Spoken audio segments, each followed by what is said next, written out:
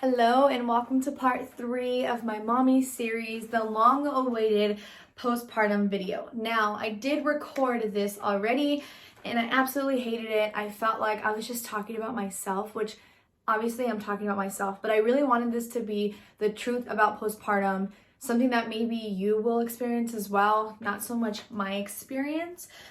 So I, this time, made a little list, made a kind of things that I should talk about during this video that I hope will help you if you are a mommy who is about to give birth or you're planning on being a mom during COVID.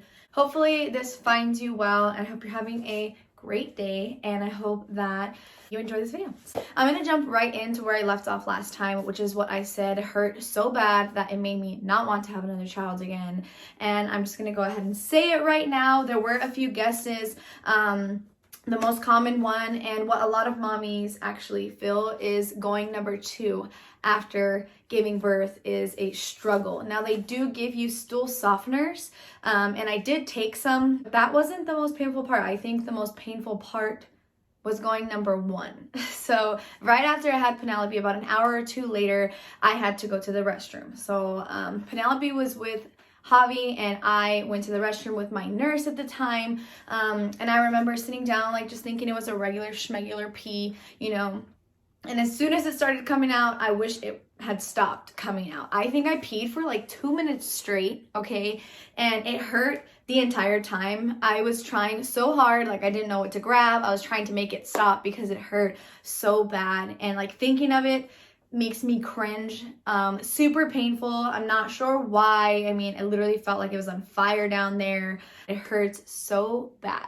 So that was the thing. I don't know if it was just me because you know, God's favor or what, but that was the most painful thing in my postpartum, I believe. All at once, it just hit me. It hurt. Hated it. Don't recommend. Well, you have to go potty, but it really did hurt. So what I did for you guys today is I actually brought you guys a little bag. So it's a little gift bag. Not really a gift bag, but I'm showing you guys what they gave me for postpartum. And then also I'll kind of walk you through what I thought I needed versus what I actually needed for postpartum. I feel like a lot of YouTubers and a lot of like moms, like they try to make you go out and buy a whole bunch of things, and it gets you stressed out, or it got me stressed out. Like, I need this and I need this, I need this.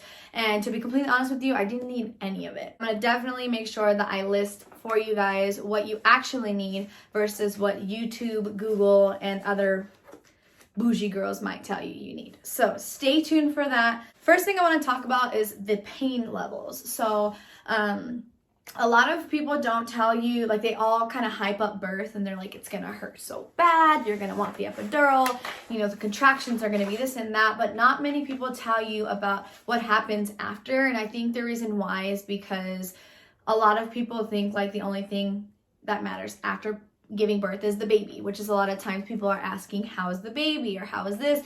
Not so much about mom. I would say the pain level 1 out of 10 afterwards, you are on definitely a high. Like, your baby is here, you waited 9 months for that baby to be here, you know, so it is definitely a high. Like, you're just so happy it's over with and that your baby is safe in your arms. But there is definitely some pain. A lot of people don't mention, I have watched postpartum videos before, sitting down is extremely painful. They talk about the poop and, you know, whatever, but definitely sitting down is pretty painful. So to get on and off the bed is very hard. You're gonna need some assistance, and even a few days later as well. But I feel like they just don't prepare you for the amount of pain that you're gonna be feeling with everything that comes along with postpartum. Breastfeeding hurts, using the restroom hurts, sitting down hurts, right? Everything hurts, and I feel like they just don't tell you about that. Not only are you dealing with the issues that you're facing on your own and your own type of pain, but you're also having to take care of a baby, like a brand new baby. So not to overwhelm anybody or to freak anybody out, but it is definitely going to be a survival mode type of deal for the first few weeks. So definitely, you're not alone. I feel like every mom goes through this. To be completely honest with you, before I had Penelope, I had planned to have my mom move into our guest bedroom and have her stay here with me to pretty much be a night nurse because I was scared that I wasn't able to do it alone, but I did it alone. My mom did not even move in. So I definitely recommend trying to do it on your own, but of course having that extra support does definitely help. I do want to go ahead and mention postpartum depression, just simply because it does happen. Fortunately enough, I did not experience postpartum depression at all that I know of, or that I think that I had, symptoms of. However, I will admit that I struggled a lot with breastfeeding. Not itself breastfeeding. Penelope latched on perfectly. She fed perfectly, but she was very underweight. She was only 4 pounds. So it was really hard, for her. She just wanted to sleep the whole time. So I didn't want to supplement. I had a lot of issues with wanting to do both. I felt like I, as her mom, should have been able to breastfeed and give her everything that she needed on my own. And my doctor, Penelope's doctor, pretty much just said, hey, you know what, it's not really about you're not doing anything wrong. It's just because of how underweight she is, you need to supplement formula. And I'm not gonna lie, I took it pretty hard, and I was kind of like, in the sense, thinking like, well, if we're just gonna do formula, like we might as well just do all formula. Like, why am I gonna struggle to breastfeed? Like, she doesn't even want my boob because now she's doing a bottle, and pumping was very painful. Something I want to mention with that as well, every single time that you breastfeed, and I don't know what the heck happens, but you start getting contractions because your body is pretty much like going back to normal. So every single time I would breastfeed, it was painful. Like, it was a lot. I think that obviously compared to giving birth, it wasn't, but at that point, that there's a beautiful ending. Whereas with postpartum, it's like, I just want it to be over. I'm over the pain. I'm over the bleeding. I'm over everything. Definitely don't feel alone in this. Prepare yourself. Pretty much is the best way you can do it. Prepare yourself, make your life easier, find things that work better for you. Definitely utilize your partner or your mom or your sister or whoever is planning on helping you. If you have that help, utilize them. Like, don't think that you have to do it all on your own. I would pump during the daytime and put the milk away. And then when Penelope would wake up in the middle of the night, I would change her diaper and soothe her while Hobby would warm up the breast milk. So definitely utilize the help that is there, and don't think that you have to do it all on your own. Your body is recovering, so give yourself that patience and give yourself that time, because you deserve it. If you're getting help, take it. I did have my baby shower the day after I gave birth. I gave birth on a Friday, and my baby shower was at 4 p.m. on Saturday. Now, I feel like this definitely rushed my healing process, because I figured like, oh, well, if I can do this, like, I can't really be a baby anymore, because I already, the day after postpartum, like, I went out and had a baby shower. Penelope was put away. She was in my grandma's room, and it was like a glass door, so she was in her little bassinet. And you were actually able to like view her kind of like a museum, but you were not able to touch her or anything like that. The second thing that was different, which I think really sucked, was that I had to go to Penelope's doctor's visits alone, and on my own. And they recommend that you do your doctor's visits after you give birth like 2 or 3 days later. So I had her on a Friday, and her appointment was on Monday. Okay, so at this point, I'm 3 days postpartum.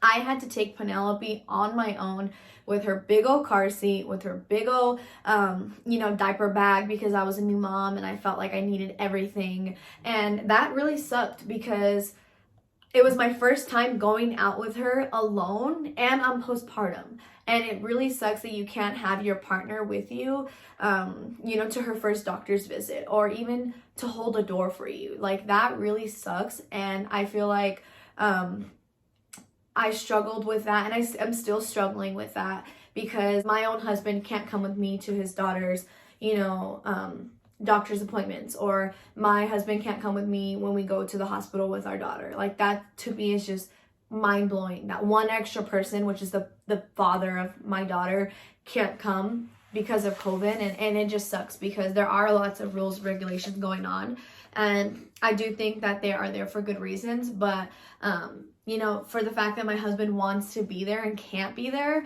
I think that really sucks. And I know that there are parents who are going through far worse than like what we went through, or what we were going through with Penelope, with her getting sick and stuff. And it just hurts my soul to know that people can't be with their families or with their, you know, child. Like, it's just crazy. So I think that definitely was hard for me because, like I said, I was 3 days postpartum, and moms are, you know, a few days postpartum, and they're expected to carry around this baby, this car seat, this diaper bag, and all of that, you know, and just for my husband to stay outside in the car. That was definitely something that I noticed was different and that I struggled with having a baby during COVID and having that postpartum, you know, like you're in pain, you're bleeding, you're doing all this, and you're both wearing diapers, and you have to do it all on your own. Now, the last part of this video, I'm just gonna go over what I thought I needed, or what YouTube told me, or Google told me, or other people told me, versus what I actually needed at the hospital. So I am, like I said, I have this little handy dandy bag. So they gave me a bag with just some stuff in it, some like little, you know, mom stuff or whatever. So the first thing I want to show you, this is gonna be your best friend. So this little thing here, this is gonna be filled up with water, and once you're all, you know, done down there with giving birth, and this is for vaginal births, of course, this little thing is gonna be your best friend. Now, they do sell one for Frida Mom or something like that, but it's really expensive, and I was going to get it, guys. It has like a little spout, it looks all fancy, but they give you this one at the hospital for free, okay? And it's the same thing. You just spray it up there, clean yourself, you know, so you don't need to buy that $50 Mama Frida thing. You're gonna be fine, I promise. So the hospital gives you this, take advantage. You need this. They're gonna give it to you, but you need this. The second thing they gave me, which were my best friends, and I asked for more, which I'm pretty sure, I don't know if they're supposed to, but you can just say, hey, like, you have some more. If not, they sell them at like CVS, but they're witch hazel pads, which is really weird, but I liked the smell of them. And don't ask me why. I have them still, but I do. And but it's just witch hazel, 50%. I don't know. This is it, if you can see it. This is my jam. Okay, so you just put these on your little underwear thingies, and it just keeps it real cool. I never even used them. Use some socks. Okay, this is what they give you at the hospital. It's like also some witch hazel spray, or no, I don't know what the heck it is. Maximum strength benzocaine. I don't know, but it stops pain and itching. So like you like do this, and then you like down there, okay, and it just cools it all down. But I didn't use this. I used a different one. They give you two things, okay? So they give you these things. This right here, this is the pad. Friends, this is a pad. Okay, friends? Like, look how big this is. And then, what goes on top of that are these little fancy jams. So this is a jam right here, okay? This is like a Undies, okay? And then, like, you know, all the moms take their cute pictures after postpartum. I didn't take one because I forgot to tell y'all, my face, my capillaries bursted out. I looked like I popped all of the blood vessels in my eyes. I looked like I had acne all over my face, just because I pushed so hard, I didn't know what I was doing. I had capillaries just everywhere. Or like, not capillaries, I just had red dots everywhere. And if I can learn how to insert a picture, I'll put it right here, okay? So clearly I wasn't able to figure out how to edit it, but here are some photos. And what's crazy is I actually had really clear skin, and it didn't feel like bumps, it just looked like them. Anywho, so I didn't take any of those cute pictures, unfortunately, but they give you these, they give you those, but there's a thing, and it's by Always, and they're undies, okay? And they're really cute. They're called like Always Secret or something like that. They're like nude, they have little flowers on them. Cop those, because I wore those like shorts, like underwears, and it was a pad, you know. They're just really cute. I don't have any more. Don't know what the heck I did with them. Guess I used them all. Not sure, but I will link it. They're just cute little undies. I bought a few packs of those, took those to the hospital. I threw these guys away. Well, I didn't throw them away, but like I didn't use those. I didn't use their pads. I use these ones because they're like a diaper, like literally goes up on your legs. And it's just way more comfortable and secure. And then you can put those little pads in there.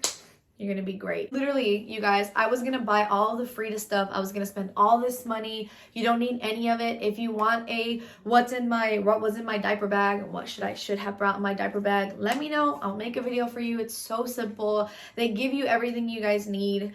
Do not worry. Don't go buying all this expensive stuff. You don't need it, sisters, okay? Waste your money or spend your money on other things for the baby, or a bath salt, girl, because you're gonna need a bath after all that, okay? But don't waste your money on all that stuff, because I mean, unless you're trying to be bougie, then do it. But otherwise, you don't need it. They're gonna give you everything you need.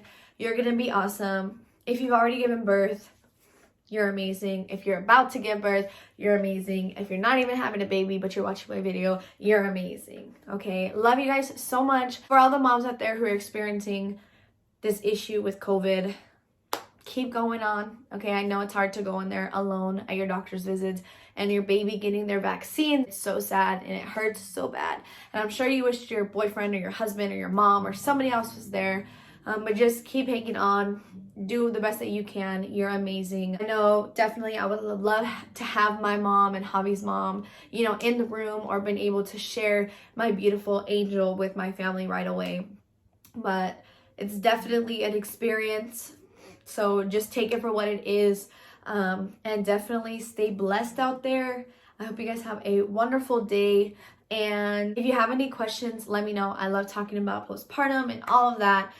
There's one more video left and we will be doing a giveaway. So hopefully within the next few videos, I will be able to explain more about that. We definitely want to give back to families out there for Christmas. So we'll go more into that a little bit later. But I hope that you guys enjoyed this super long video and I cannot wait to talk to you guys soon. Bye-bye.